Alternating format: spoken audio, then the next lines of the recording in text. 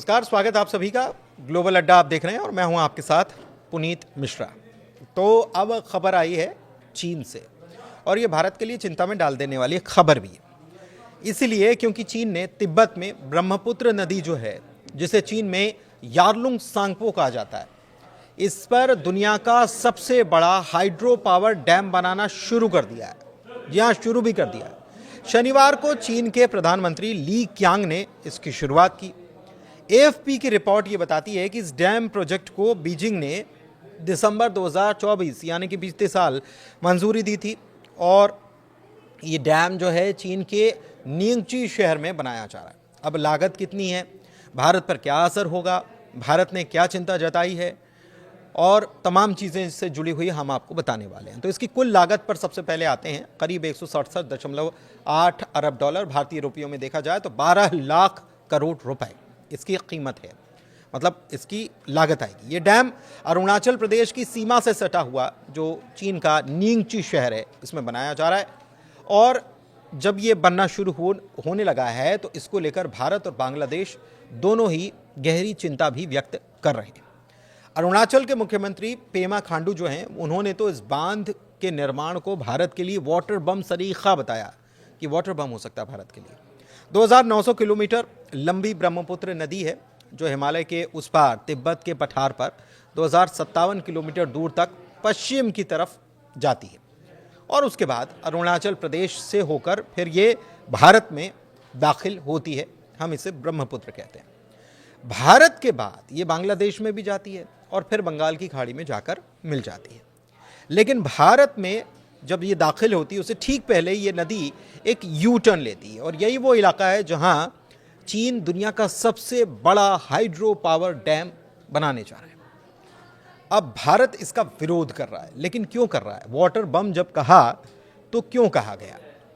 दरअसल भारतीय विदेश मंत्रालय के प्रवक्ता ने इसी साल 3 जनवरी को, क्योंकि बीते साल दिसंबर में इसको परमिट कर दिया गया, परमिशन मिल गई कि हाँ आप बना सकते हैं। और उसके बाद जब ये भारत तक खबर आई तो भारत ने इसी साल, भारत के प्रवक्ता ने 3 जनवरी को प्रेस ब्रीफिंग की थी और इस बांध को लेकर उन्होंने गहरी आपत्ति जताई थी। क्यों? भारत ने कहा था कि ब्रह्मपुत्र पर बांध बनाने से निचले राज्यों के हितों को नुकसान नहीं होना चाहिए।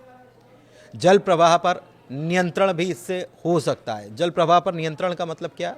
कि जो पानी आ रहा है इसको कंट्रोल किया जा सकता है। दरअसल बांध से चीन को ब्रह्मपुत्र के वाटर फ्लो जो है इसको काबू में करने की ताकत भी मिल जाएगी, जिससे कि अरुणाचल प्रदेश और असम में या तो सूखा पड़ सकता है या बाढ़ का खतरा भी बढ़ सकता है। और ये भारत की जल सुरक्षा नीति जो है इसके लिए बड़ा रणनीतिक खतरा भी बन सकता है। अच्छा, इसके अलावा पर्यावरण पर भी नुकसान हो सकता है, क्योंकि ये बांध जहाँ पर बन रहा है, जो यू टर्न हमने आपको बताया, वो दरअसल भूकंप वाला क्षेत्र है, भूकंप प्रवण क्षेत्र जिसे कहा जाता है। मतलब भूकंप आते रहते हैं, उस क्षेत्र में ही बन रहा है। और इससे नदी की पारिस्थितिकी यानी कि नदी के स्थिति पर और उसकी जैव विविधता जो है, उसके जलीय जीव जो हैं, इस पर गाद का प्रवाह जो होता है, इस पर असर पड़ेगा और ये बड़ा नकारात्मक होगा, सकारात्मक नहीं होगा। इससे भारत और बांग्लादेश में सबसे बड़ा असर क्या होगा? मछली पालन का असर होगा। मछली पालन के ऊपर प्रभाव पड़ सकता है, विपरीत खेती प्रभावित हो सकती है, तो कृषि और आजीविका पर इससे असर होगा।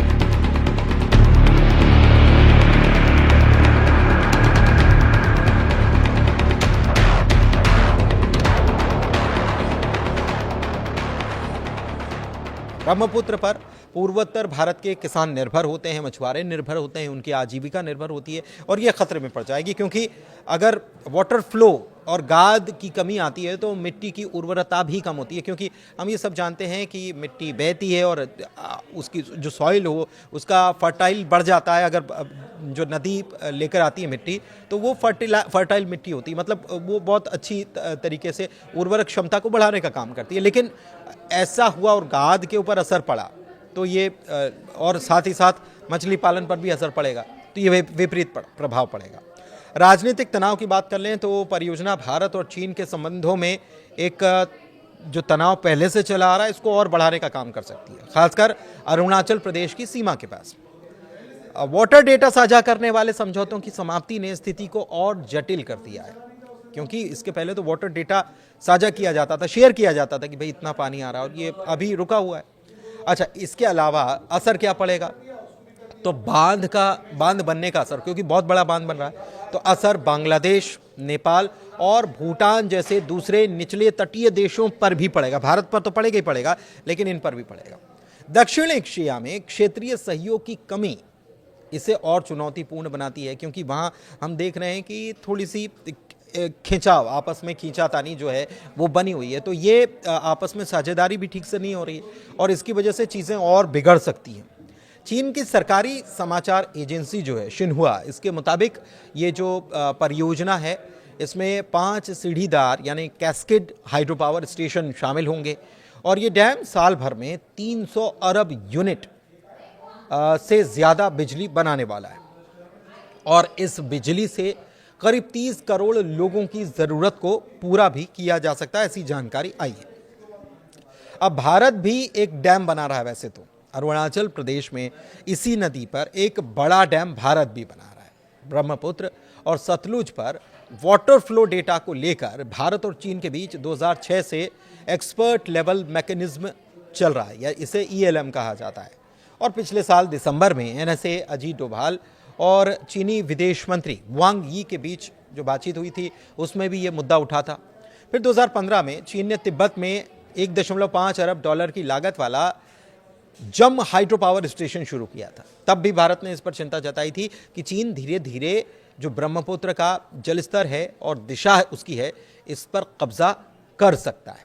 हाल में आपको मालूम होगा कि भारत के विदेश मंत्री जो हैं वो चाइना भी गए थे और संबंधों में कुछ मधुरता, या ये कह लें कि मधुरता तो नहीं, लेकिन ये कह लें कि संबंधों में जो पहले से इतना ज़्यादा खिंचाव था उसमें थोड़ी सी कमी कहीं ना कहीं आई है।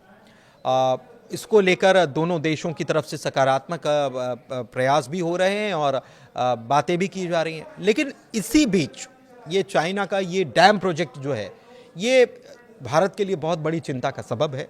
अब देखना ये है कि इस चिंता को जताने के अलावा भारत चीन पर दबाव बनाने के लिए क्या कदम उठा सकता है और चाइना क्या इस डैम के प्रोजेक्ट को रोक देगा, ये देखने वाली बात है।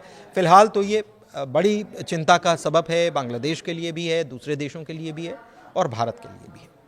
धन्यवाद।